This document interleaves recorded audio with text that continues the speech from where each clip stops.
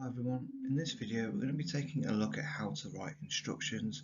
Now this is quite a tricky one that can come up for the writing assessment, so we're going to have a look at a masterclass now. We're going to understand the key skills to tackle the writing section for level 1 and level 2 functional skills English. At the end of this video you'll be able to recall the key details about instructional writing, understand how to approach a writing question, and finally apply your understanding to attempt an exam style question. Let's start us off then by having a look at a typical writing question based on instructional writing. So the question says then, you've been identified as a high-level learner after passing your reading exam.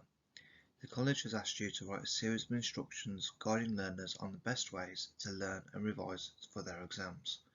In your response you could list key steps for learning, give tips on time management, provide a guide on how to prepare for key assessments, and the word count is 250 to 300 words.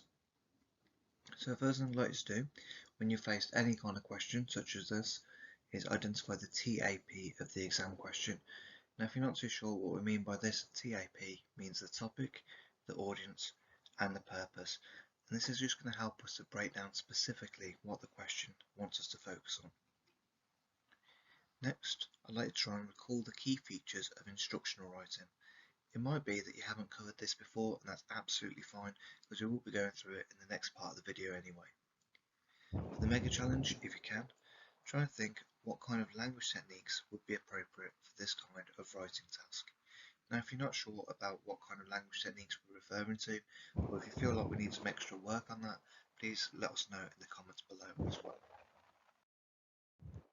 As feedback, check your answers against the ones below. So first of all then, if we think about the challenge that we've just looked at, we've got our topic and our audience and our purpose. So the topic specifically is about guiding learners through revising for exams. Our audience is going to be students, and the purpose is to write a set of instructions to help learners to revise. The super challenge. So the key features of instructional writing are title, paragraphs, bullet points and numbering. So if you think compared to some of the other forms of writing, it's not really as demanding as some of them might be. And finally we have our mega challenge. So for any form of instructional writing, we'd expect to see imperatives, facts and opinions.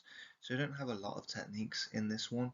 If you're not too sure what we mean by imperatives, we simply mean bossy verbs really. So saying you must do this, you have to do that. And if we are talking about instructions, specifically quite detailed instructions, you would expect that kind of language to work its way into the response. Look at the example and attempt the questions that follow. So here we have a typical student response, and we're going to think about analysing it in the next part as well. So it says, we all know the feeling of anxiety clawing away at us like an unseen monster. Revising for exams can be stressful, time consuming, and frankly make us all begin to question why we're even studying the course in the first place. However, if you follow these instructions, you can head into your next assessment full of confidence. To revise, you need to follow these basic steps. Manage your time. It always goes faster than you think. Set yourself reasonable goals. Use online resources and videos. Seems easier said than done, right? Well, it is that easy. Do you know that 80% of my class who followed these instructions were able to pass their reading assessment? Well, if you're still unsure, each day follow these steps. Step 1. Find somewhere quiet to revise. Step 2. Use a past paper to practice key skills. Step 3. Set a timer for 30 minutes. You don't have to spend hours revising at a time. And step 4, we can see we've got the ellipsis there, the dot dot dot, to say in an ideal sense this response would go further. So in the next part of the questions, one of the questions will focus on how could you use this response as some of your own ideas and actually make it go a bit further to match the word count. Comprehension questions. Use the questions below to assess the quality of the writing that we've just been through. Now if any time you need to pause the video and go back and reread over the extract, please feel free to do so. If you want a full copy of the PowerPoint as well as the extract we've just read, please try and download the actual resource that can be found in the link below as well. So number 1, has the example used the key features or conventions of instructional writing? Number 2, look at the line, clawing away at us like an unseen monster. What language technique has been used here? Number 3, identify where the writer has used a statistic. Number 4, has the writer used a range of punctuation? Number 5, what is the purpose of a colon? Number 6, what is the purpose of brackets? Number 7, where has the writer used a triplet or a group of 3? Number 8, how could this response be developed further? So if you want to pause the video here and go through it at your own time, please feel free to do so. We're now going to jump ahead and go through the answers in the next part of the video. As feedback, check your answers against the ones below. So number 1, yes, the writer has used bullet points, numbered steps and paragraphs. It's important to note as well, when we talk about the actual organisational features you'd expect to have, we didn't actually have a title. Now it's not really necessary to include that, but I would be trying to think about using as many of those features just to show the examiner that you actually know how to actually present the information properly in the exam. Number 2, so in the line, crawling away at us like an unseen monster, the writer has used a simile. Now if you're not too sure what this means, this is where you use like or as to make a comparison. This isn't a language technique that we'd find in the DeForest acronym. It's actually often considered to be a higher form of language technique, more commonly found in GCSEs. Number 3, the writer has used a statistic in the line, 80% of my class who followed these instructions were able to pass their reading assessment.